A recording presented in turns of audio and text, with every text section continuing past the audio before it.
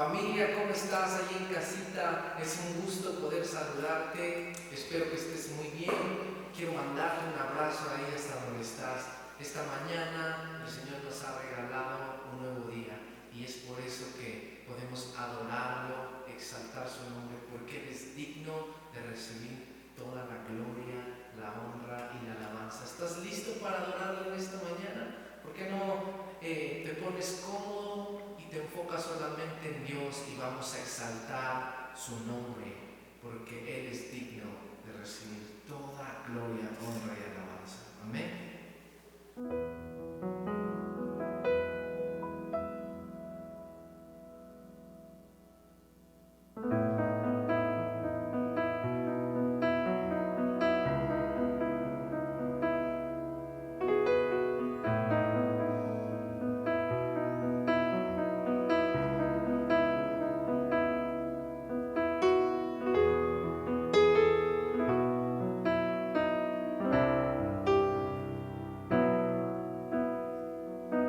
Quiero volver a empezar con un corazón sencillo, como al principio te conocí. Recuperar aquel sentir cuando mi deseo era vivir toda mi vida para ti. Necesito regresar a lo que viví cuando recibí tu perdón. Quiero volver a empezar otra vez. Quiero volver a empezar con un corazón sencillo, como al principio te conocí. Recuperar aquel sentir cuando mi deseo era vivir toda mi vida para ti. Necesito regresar a lo que viví cuando recibí tu perdón. Quiero volver a empezar otra vez y volver a los tiempos de dulce comunión, revivir el fuego de nuestro primer amor. Yo necesito regresar a lo que viví cuando recibí tu perdón. Quiero volver a empezar otra vez y volver a los tiempos de dulce comunión, revivir el fuego de nuestro primer amor. Yo necesito regresar a lo que viví cuando recibí tu perdón. Quiero volver a empezar otra vez.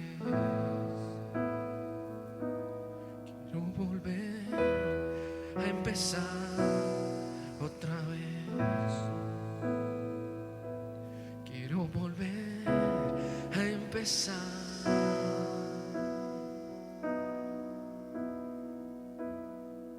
contigo.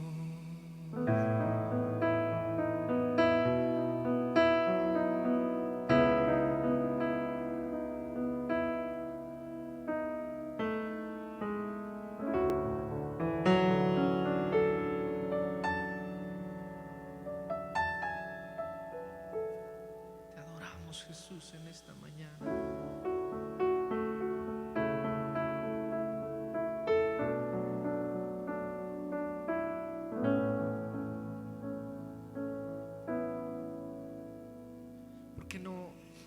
¿Por ¿Por qué no cierras tus ojos ahí en tu casa un momento y le adoras al Señor?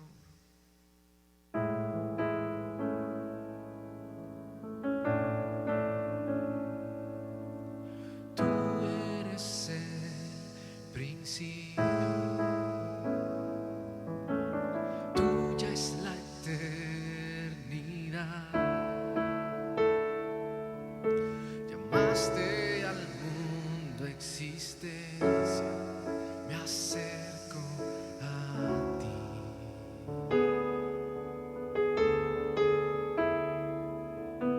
Moriste por mis fracasos, llevaste mi culpa en la cruz, cargaste en tus hombros mi carga, me acerco a ti. ¿Qué puedo hacer?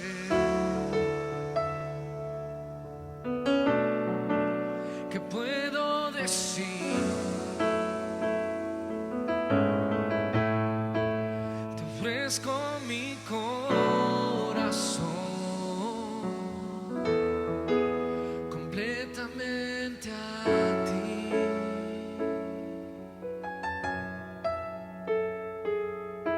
En tu salvación camino,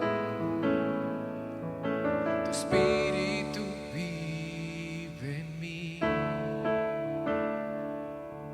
Declararé tus promesas, me acerco a ti.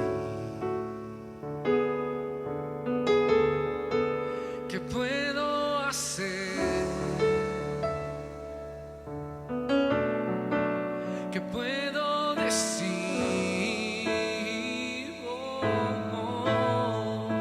Te ofrezco mi corazón completamente a ti. ¿Qué puedo hacer? ¿Qué puedo decir?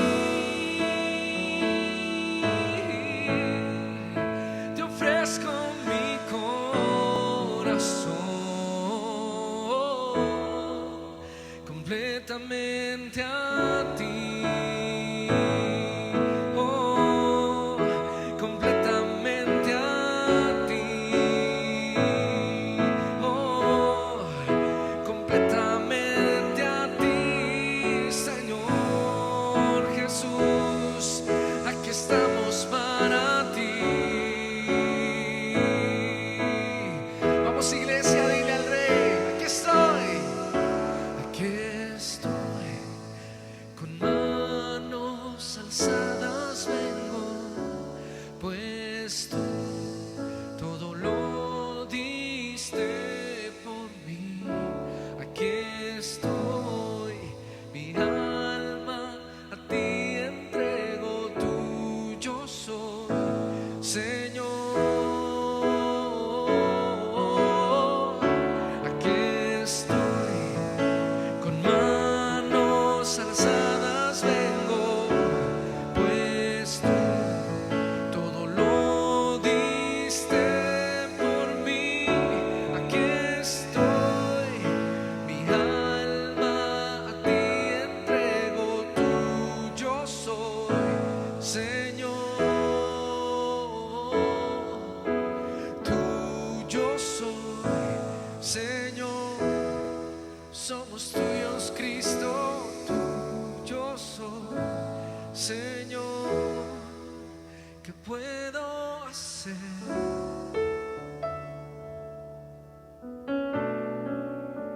¿Qué puedo decir?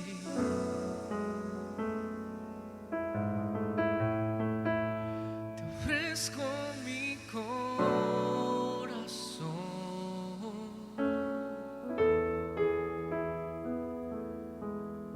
Vamos, ahí en casa, díselo fuerte al Rey de la Gloria: completamente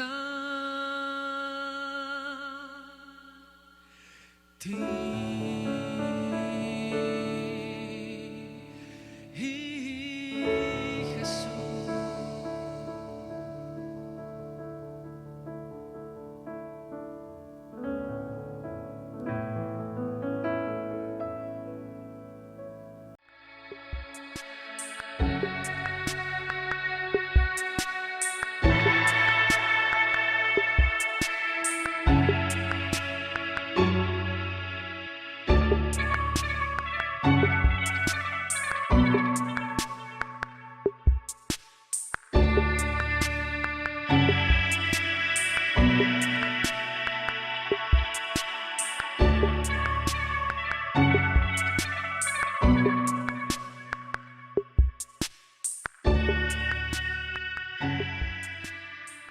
Muy buenos días, familia.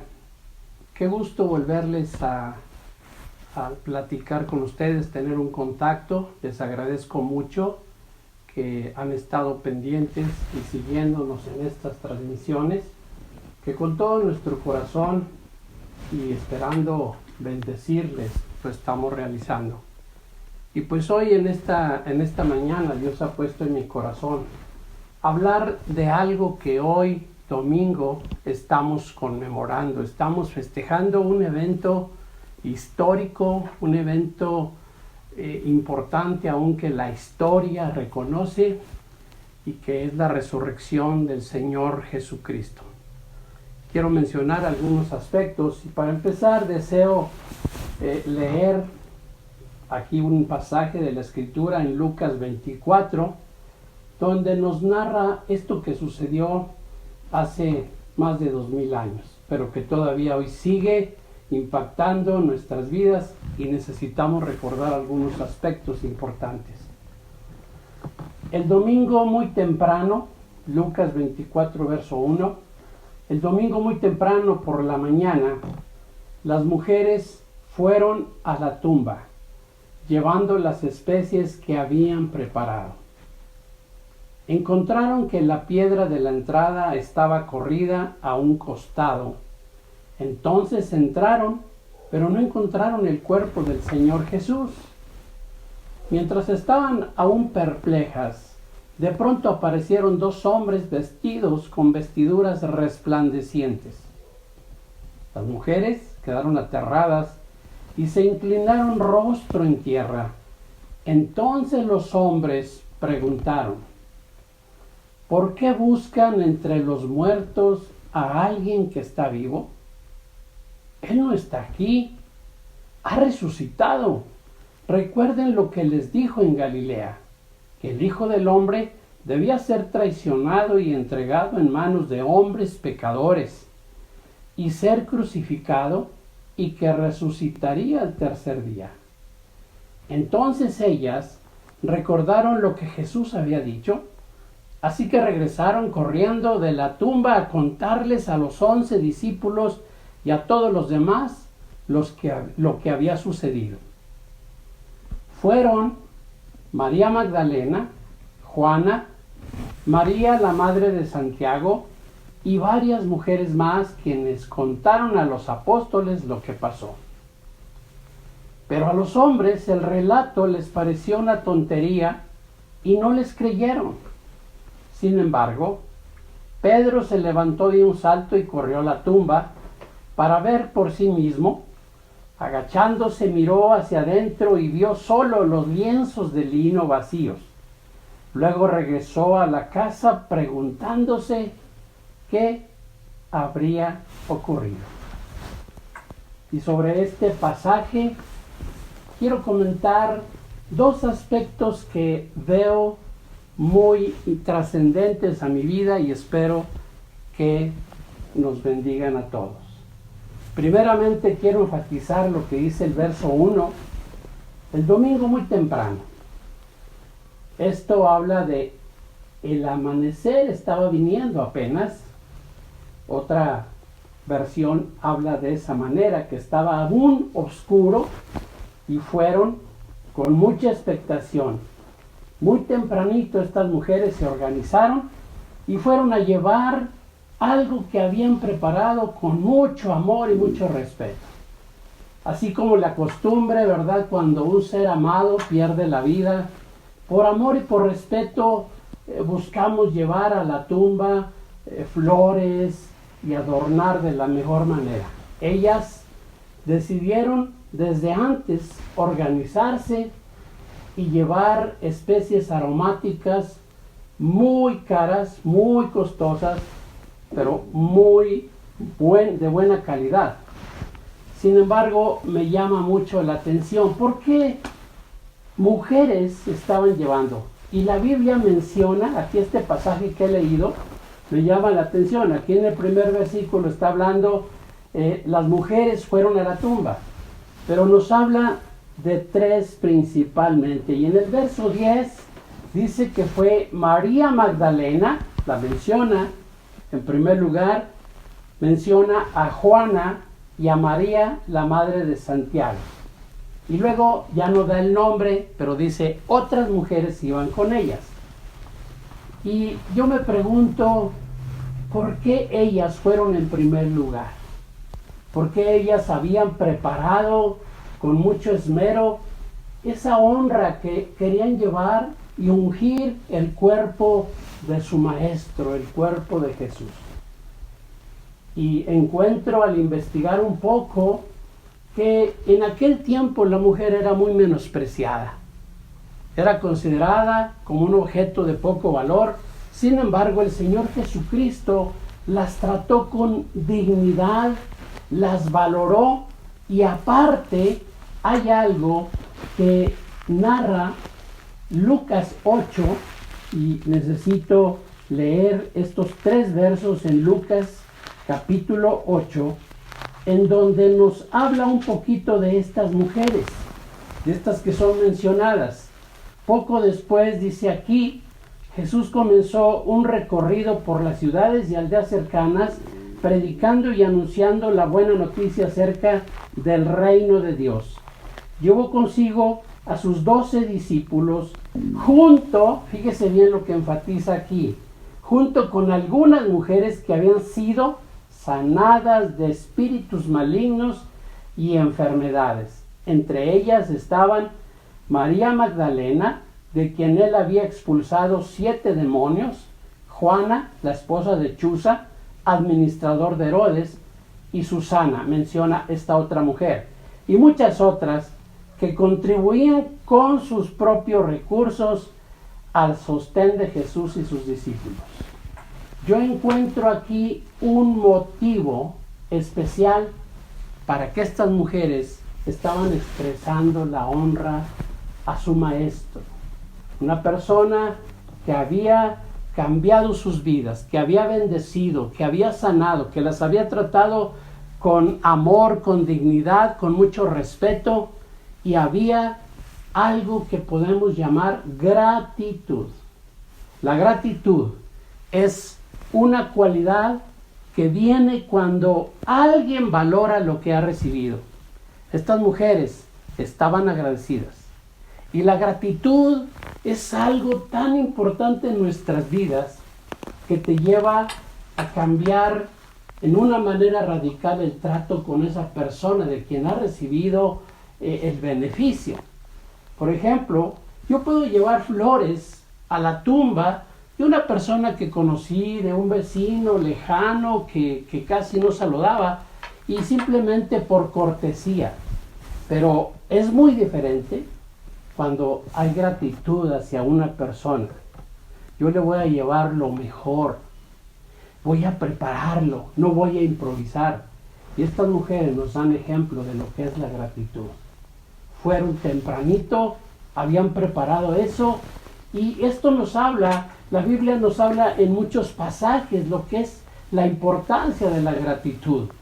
Cuando aquella mujer hermana de Lázaro, aquel hombre que había sido resucitado, una familia que amaba a Jesús, que la visitaba a Jesús, dice que un día regresó Jesús después de haber resucitado a Lázaro, y María, agradecida, irrumpió y llegó hacia los pies de su maestro, a los pies de Jesús, y derramó un frasco de alabastro lo rompió, derramó el perfume de nardo puro. Un perfume que, conforme a los datos que investigué, era un perfume que costaba aproximadamente el salario de todo un año. Pero ella, igual que estas mujeres, había gratitud en su corazón porque había recibido de Jesús ese privilegio de regresar a su hermano a la vida. Y podemos encontrar muchos ejemplos más en la Biblia, ¿verdad? El apóstol Pablo expresa, quiero verlo aquí en una manera breve, pero no puedo dejar esto porque es para mí algo muy trascendente que ha impactado mi vida. Y quiero mencionar aquí otro ejemplo de gratitud, ahora de un hombre, un tremendo hombre que Dios usó después de que lo cambió, que tuvo el encuentro con él. Fue un cambio radical en su vida.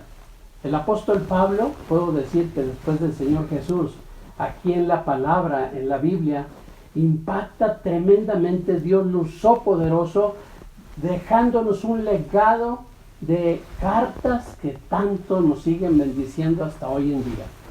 Él expresa en primera de Timoteo 1:12, le doy gracias a Cristo Jesús, nuestro Señor, quien me ha dado fuerzas para llevar a cabo su obra. Él me consideró digno de confianza y me designó para servirlo. A pesar de que yo antes blasfemaba el nombre de Cristo, en mi insolencia yo perseguía a su pueblo, pero Dios tuvo misericordia de mí, porque lo hacía por ignorancia y porque era un incrédulo. Oh, qué tan generoso y lleno de gracia fue el Señor.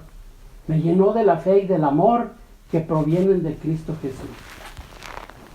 Un resumen del corazón, ¿por qué Pablo le sirvió con tanta pasión y sufrió tribulación como pocos por causa de servirle por gratitud a su maestro? Y bueno, pues mi propia vida, quiero decirle en resumen, yo después de tener ese encuentro con el Señor Jesús,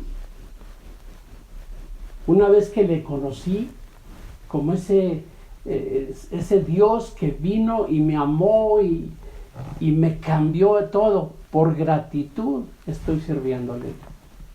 Ya 29 años sirviéndole, con menos fuerzas ahora, pero con la misma pasión del principio, pero es por gratitud. La segunda cosa que yo veo aquí en este pasaje que he leído de Lucas, quiero hablar de otro aspecto muy importante que Dios habló en esta mañana a mi corazón.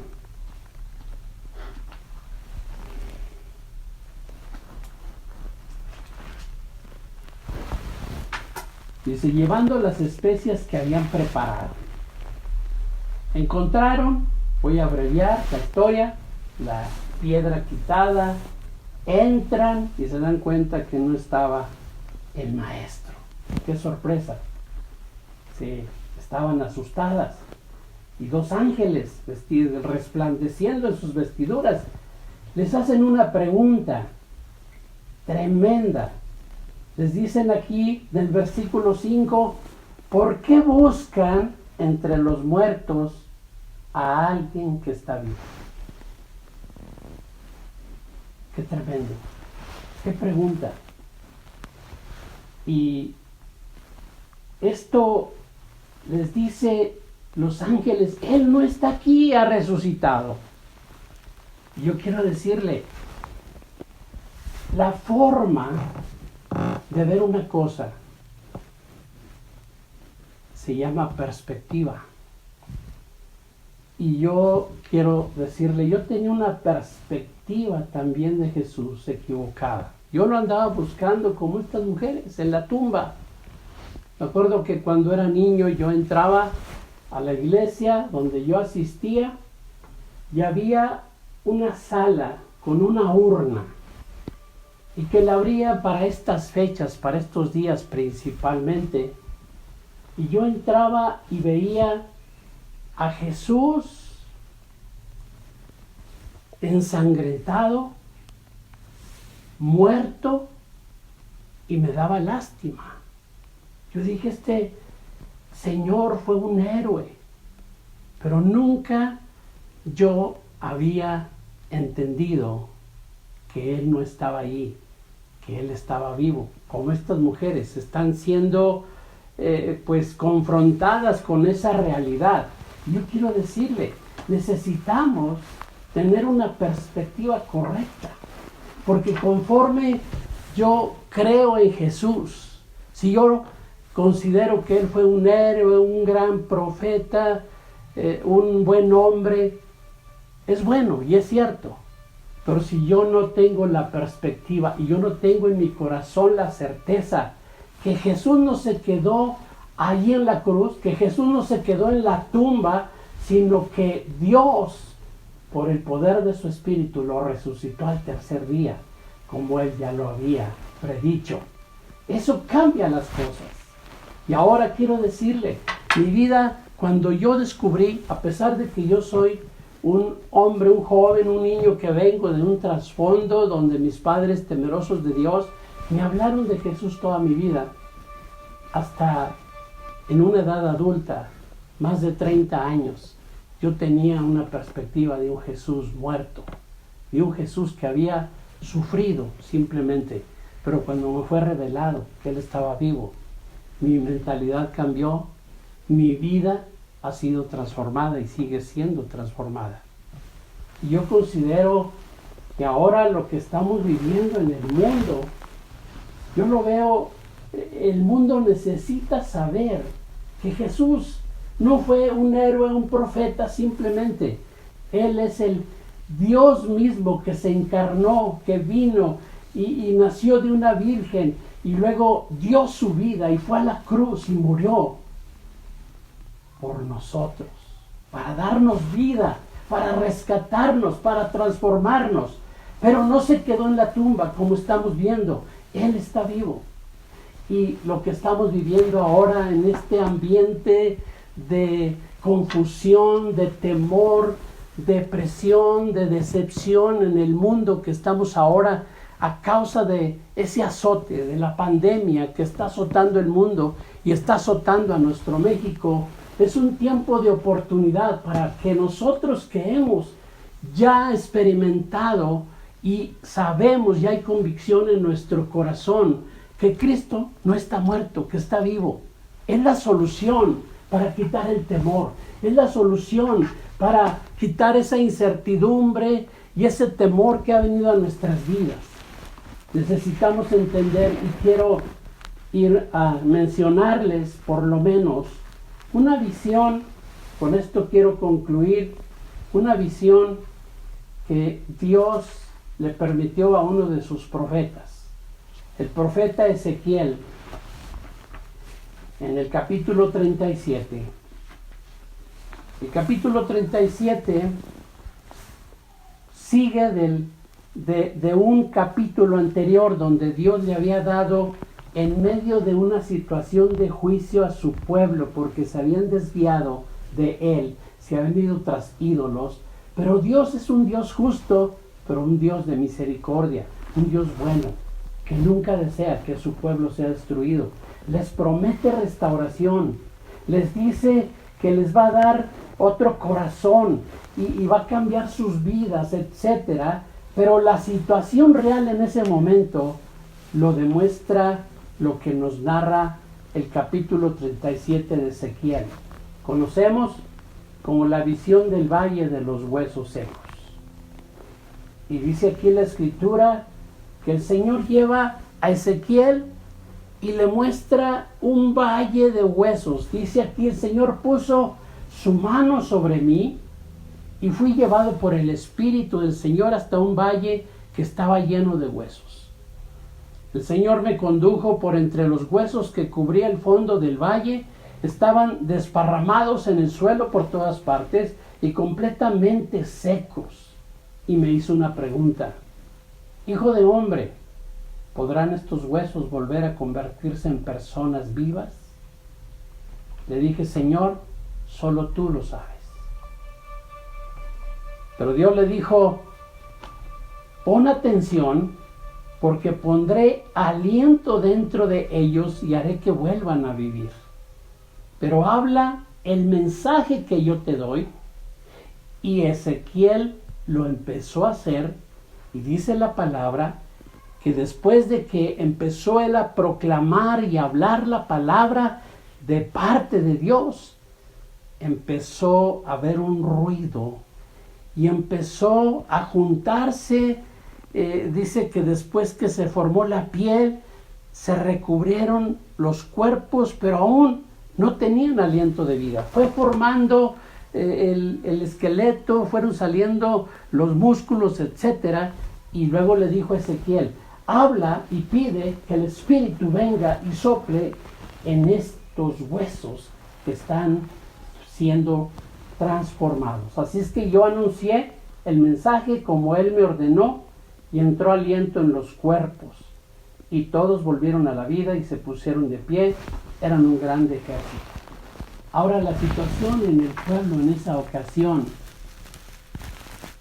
esta expresión la identifico con lo que estamos viviendo. Ellos dijeron, el pueblo de Israel, nos hemos vuelto huesos viejos y secos, hemos perdido toda esperanza, nuestra nación está acabada. Ese grito, esa expresión, la estoy oyendo en todo México. Con un gran dolor en mi corazón, lo expreso. Y estos días, Dios está moviendo a todos sus siervos, a toda su iglesia, para proclamar y decirle al mundo y decirnos a nosotros que el Señor no nos ha dejado, que el Señor no está muerto, que está vivo y que quiere restaurar al mundo, quiere restaurar a nuestro querido México. Pero Dios necesita que creamos y que la gente sepa que así como le dijo Ezequiel, que proclamáramos su palabra, que le dijéramos al mundo que Cristo no está muerto, está vivo y que puede cambiar nuestras vidas y que nos va a sanar. Como hemos oído en estos tiempos de oración y ayuno, un clamor en toda la iglesia que está moviendo, está uniendo, como ese valle de huesos secos que la misma iglesia está volviendo a unirnos, a romper lo que nos había separado, está soplando a través de su espíritu y está trayendo un nuevo corazón.